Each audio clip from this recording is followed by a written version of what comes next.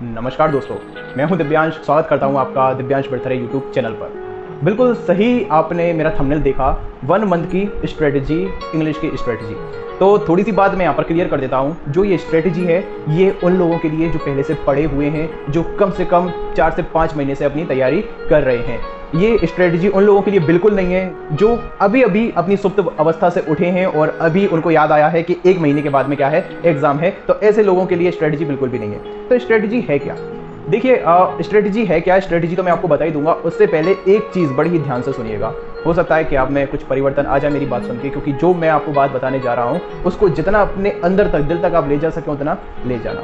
क्या होता है कि आप लोग काफ़ी आगे पहुंच गए हो पढ़ते पढ़ते, ठीक है। जो लोग भी ऐसे पढ़ाई कर रहे हैं, जो सच में जिनको जॉब की ज़रूरत है और बहुत ही ज़्यादा अर्जेंसी है और जिनका एक ड्रीम भी है गवर्नमेंट जॉब को प्राप्त करने का।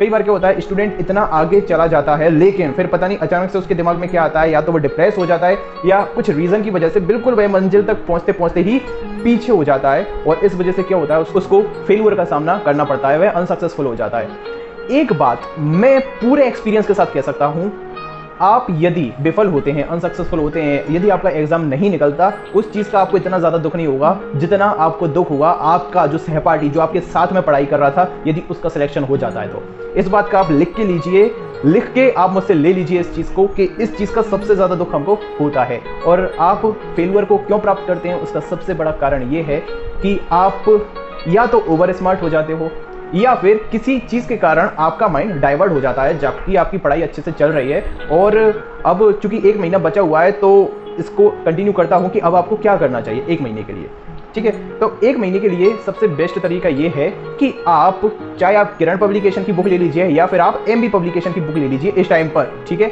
इन दोनों बुक को लीजिए, साथ में आपने जहां से भी पढ़ाई की है, या आपने सेल्फ स्टडी की है, या आपने किसी के पेड सब्सक्रिप्शन से पढ़ाई की है, जो भी नोट्स आपने रेडी किए हैं उनका रिवाइज। आपको क्या नहीं करना है, आपको नहीं करना कोई भी नई चीज की पढ़ाई।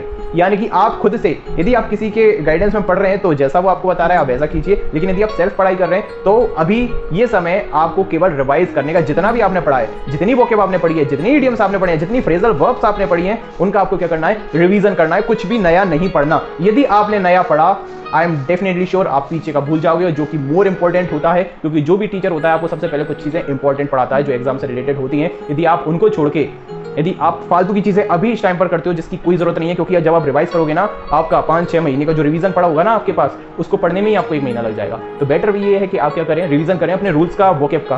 प्लस एक चीज कैसे करनी है, देखिए, चाहे आप किरण पब्लिकेशन कर रहे हैं, चाहे आप एमबी पब्लिकेशन कर रहे हैं, आपको एक रजिस्टर लेना है, ठीक है। जैसे कि फॉर एग्जांपल मैं आपको दूं, आपको मान के चलो आप एमबी पब्लिकेशन का सेट कर रहे हो, तो आप देख लीजिए कि इस सेट पेपर में कितने क्वेश्चन है। फॉर एग्जांपल 50 क्वेश्चन है, तो एक रजिस्टर लीजिए, वहां पर पूरी काउंटिंग डालिए, 1 2 3 4 5 6 7 8 9 10 ऐसे करके पूरी की पूरी आप काउंटिंग डालिए। देन बुक को अपने पास में रखिए और स्टार्ट सॉल्विंग, ठीक है। उनको सॉल्व करना स्टार्ट कर दीजिए। टाइम को सेट करके, टाइम बिल्कुल करेक्ट आप लगाइएगा, मैक्सिमम 40 मिनट्स। 40 मिनट्स के अंदर आपकी घर पर आपका एक कंप्लीट सेट होना चाहिए, यदि वो 100 मार्क्स का, यदि आप स्टेनोग्राफर का कर रहे हैं तो। अदरवाइज यदि 50 मार्क्स का आप सेट पेपर कर रहे हो तो कम से कम वो 20 मिनट में आपका सॉल्व हो जाना चाहिए, ठीक है। 50 मार्क्स का, इससे क्या होगी, आपकी स्पीड बढ़ेगी। तो टाइम लगाना बिल्कुल भी मत भूलिएगा, ठीक है। देन आपने चेक कर लिया और आपने क्वेश्चन को सॉल्व कर लिया, आपने उसमें जो भी डालना था डाल दिया, ABCDEFGHI। देन अपने सॉल्यूशन से आंसर चेक कीजिए, आपके कितने क्वेश्चन सही हैं, कितने क्वेश्चन गलत हैं। देन आप मार्किंग कीजिए माइनस मार्किंग के साथ में, ठीक है।